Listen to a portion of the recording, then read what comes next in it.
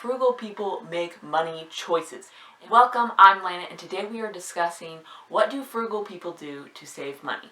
What are the habits that money-saving people use to increase their saving rate, pay down their debt, and save for their dreams? That's what we're discussing today.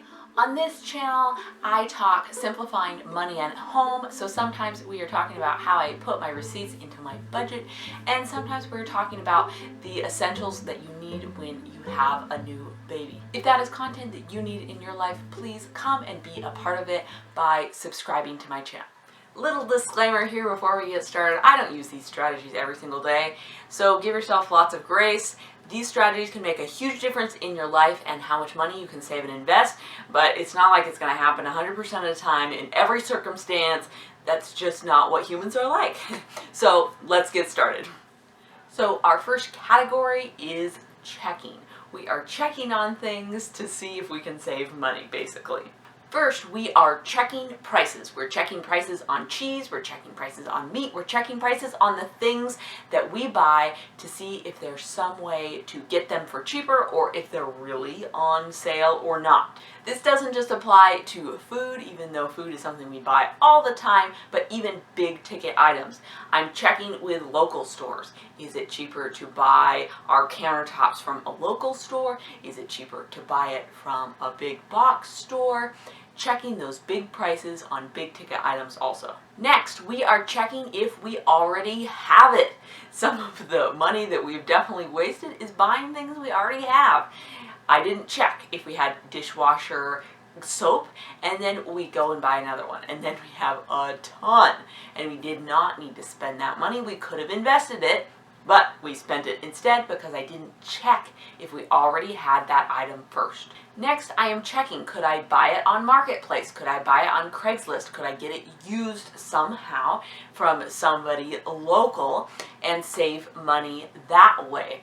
So we got our leather couch, which is worth like $3,000, full grain leather.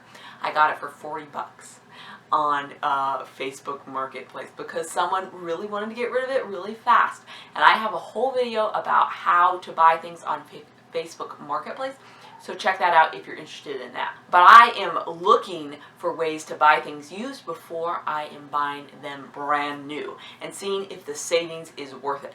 Next, I am making a meal plan, and this helps me make my grocery list. Now, making a meal plan is not my favorite, and sometimes we don't end up making a meal plan. And for a while now, we haven't made a meal plan. But it really helps you save money at the grocery store when you're there with your list and you know exactly what you're going to make during the week so that you don't buy any extra items that may end up rotting in your fridge. Next category is using. I'm asking myself, what do we already have? I'm checking our secret storage. If I'm looking for a shaver, I'm first scouring the house to see, is it in this closet? Is it in this back storage? I'm not very organized. If I was, I would know where it was, but I don't. I'm looking to see if I already have something that I could use for my craft. Do I already have paint somewhere else? Do I have that color somewhere else? Do I already have that food item? Then I'm looking for substitutes. So if I'm thinking about making something fancy in the kitchen, is there something else I could use instead to replace the item that I need instead of going and buying something new? Or how could I alter the recipe, the craft, the design, whatever I'm doing so that I could use the materials that I already own? Next up, I'm asking myself, could I use a rag for that? So I've got a big container of rags that I cut up from old t-shirts, already multi-purposing that. But I'm asking myself, could I use a rag for that? So maybe you need a Kleenex, you could use a rag for that. Maybe you need a paper towel, could you use a rag for that? And not everyone is willing to think about, what could I use a rag for? But if you are, you can save on those paper products that you would have to buy. So could you use a rag for cleaning off your countertop instead of a paper towel?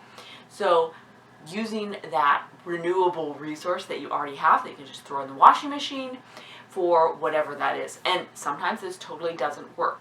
So we basically have paper towels solely for the purpose of my husband putting the bacon on them, because you can't use a rag for bacon grease because that it's really gross to get a ton of grease on a rag and then it doesn't wash particularly well. And he doesn't want all the grease still on the bacon because it gets all congealed and gross. Anyway, you can't use a rag for that, so that's what we use paper towels for mostly.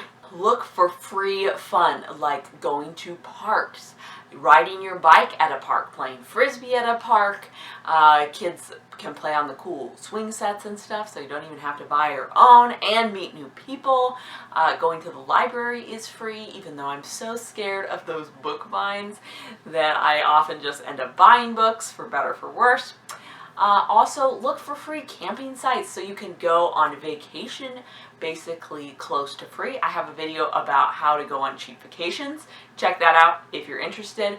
But some of public lands have some free camping places, and we have one, and we're so excited to go there and go there for free basically, and camp and go on vacation for free. There are so many free things that you can do that are fun. You do not have to spend a bunch of money to have an adventure or go somewhere cool. Also, don't forget about the totally free activity of going for a walk. Walks can be really fun. You can enjoy the views around you. We have some gorgeous views around us, and I don't take advantage of this enough, but just going for a walk can be so refreshing, great exercise. You can do, the whole family can come along, so family activity and totally free. The next and last category is money. What are the habits that frugal people have around money?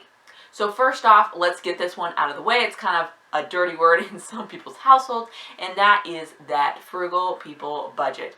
They are the boss of their money. They know where their money is going. They know how much of their money is going there, and no money is running away without their permission. And they do that by keeping track of it with a budget. Next up is that frugal people make it a habit of keeping their receipts. They can see where their money went, what they spent it on, and they can put it into their budget. And if you hate keeping paper receipts, perhaps you spend your money on a credit card and you can look at the bill, and then you can get your itemized things right there that way.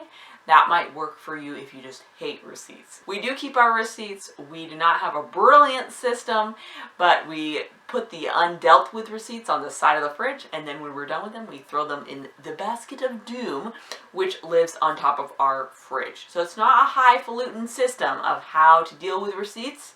We're not being super clever, but we do know what our money was spent on, and that is really important to our savings goals. Next up is that we make money goals and we track them. So check out Debt-Free Charts if you need a tracking system that looks pretty and is fun. But frugal people are definitely making those big money goals, and they are tracking their progress towards them. Even better if you can make your goals visible, put that chart on the fridge. That really helps. And the last thing for this video is that frugal people make money choices. Am I going to spend it on this or that? Am I going to spend this money, or am I going to pay off that debt? You are making choices on purpose, and you are deciding what your money is going to do. I feel like some people are like, oh, I'm restricting myself. No, you're making a choice.